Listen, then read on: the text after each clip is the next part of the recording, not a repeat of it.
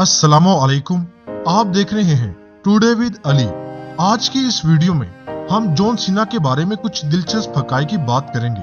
इस बात से इनकार करना मुमकिन नहीं है कि जॉन सीना WWE के मकबूल तरीन स्टार्स में से एक है और ये मकबूलियत एक दहाई से ज्यादा अरसे से बरकरार है। जॉन सीना ने WWE में 2002 में कर्ट एंगल के खिलाफ मैच से डेब्यू किया था और अब वो सबसे ज्यादा चाहे जाने वाले रेसलर्स में से एक हैं। जॉन सीना न सिर्फ 15 बार वर्ल्ड चैंपियन रह चुके हैं बल्कि फलाही कामों में भी वो पेश हैं, जिसके बारे में आगे चलकर इसी वीडियो में मजीद बात करेंगे। 22 साल की उम्र में रेसलर बन जाने वाले जॉन सीना के बारे में इनके फैंस बहुत कुछ जानते हैं, मगर इनके चंद पहलू ऐसे भी हैं जिनसे हो सकता है आप वाकिफ ना हो। आइए जॉन सीना के बारे में मजीद कुछ दिलचस्प हकाइक जान लेते हैं। मकड़ियां जॉन सीना को डरा देती हैं। जी हाँ, ये बात सही है।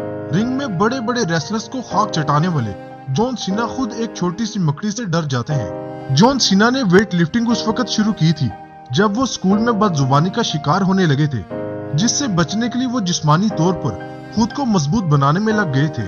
जॉन सीना को WWE में बतौर रेसलर शामिल नहीं किया गया था, ताहम वो जल्द अपना लोहा मनवाकर रिंग का हिस्सा बन गए।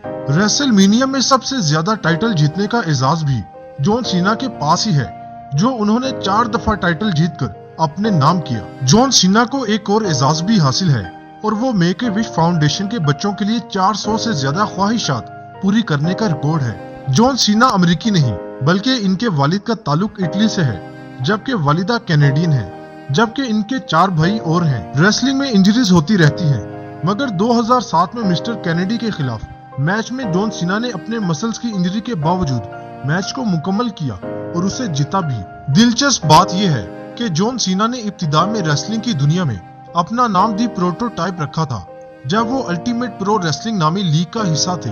आप ये बात जानकर हैरान होंगे कि जॉन सीना को एक आम शख्स केविन फीडरलाइन ने भी रेसलिंग मुकाबले में शिकस्त दी है। दर हकीकत केविन फीडरलाइन एक अमेरिकी डांसर, फैशन मॉडल और अदाकार है जो एक बार जॉन सीना से टकराया था और जॉन सीना को शिकस्त देने में कामयाब हुआ था।